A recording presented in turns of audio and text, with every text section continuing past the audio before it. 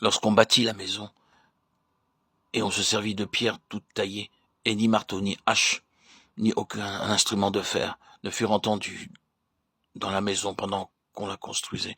1 Roi 6-7. C'était un bâtiment d'un genre unique. Je ne pense pas qu'on puisse trouver dans le monde entier un édifice qui ressemble à celui-là.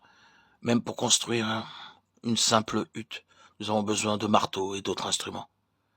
Mais pour construire ce bâtiment-là, l'Écriture affirme clairement que ni marteau, ni hache, ni aucun instrument de fer ne fut entendu dans la maison pendant qu'on la construisait.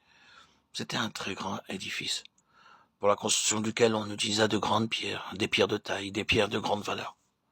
Le roi ordonna d'extraire de grandes et magnifiques pierres de taille pour les fondements de la maison. 1 Roi 5-17. Encore de nos jours, si vous vous rendez à Jérusalem, vous pourrez admirer quelques ruines de ce temple. Vous serez à même de vous rendre compte de la taille imposante de ces pierres qui furent utilisées pour la construction de cet édifice.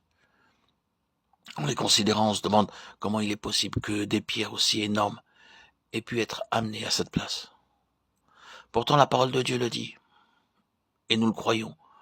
On n'entendit jamais, durant toute la construction, un seul bruit de marteau, de hache, ni d'autres outils en fer.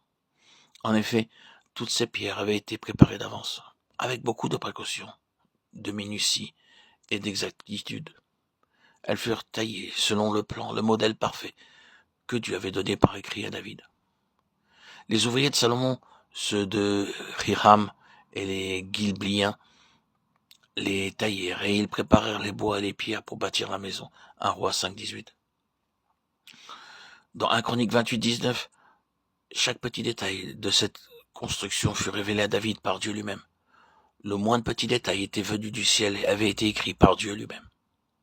De nos jours, pour construire un édifice important, les architectes doivent passer beaucoup de temps, quelquefois des mois, pour établir des plans et faire des calculs. Mais dans le cas qui nous occupe, Dieu n'utilisa jamais un seul architecte ou ingénieur pour élaborer les plans de ce temple. Dieu lui-même donna le plan détaillé et précis de cette construction, indiquant toutes ses dimensions, ses matériaux et tous ses détails. Ainsi, les ouvriers occupés à la préparation du matériel, les tailleurs de pierre et les charpentiers n'avaient qu'à travailler en se conformant aux prescriptions de l'écrit de Dieu et consulter continuellement ce plan pour l'exécuter fidèlement selon tous ses détails. C'était un travail merveilleux. Les pierres ayant été préparées, la charpente fut taillée, rabotée, en observant scrupuleusement le plan divin, de sorte que tout fut assemblé avec une parfaite exactitude, et ceci parce que la main de Dieu était sur tous ses ouvriers, tailleurs de pierre, maçons, charpentiers. Ce n'est pas par leur sagesse ou leur intelligence humaine, ni par leur propre capacité qu'ils auraient pu réaliser cet ouvrage. Ainsi, tout cet édifice parlait de la main de Dieu, du plan de Dieu, de la sagesse de Dieu, de l'ordre divin et du dessein de Dieu. Si donc nous devons avoir une part, quelle qu'elle soit, dans la construction de cet édifice de Dieu, spirituellement parlant, nous devons être dégagés de tout esprit de dispute, d'animosité, de discussion, de jalousie, de querelle et de cupidité. L'œuvre de Dieu ne peut être accomplie que dans un esprit de paix, d'unité, d'humilité.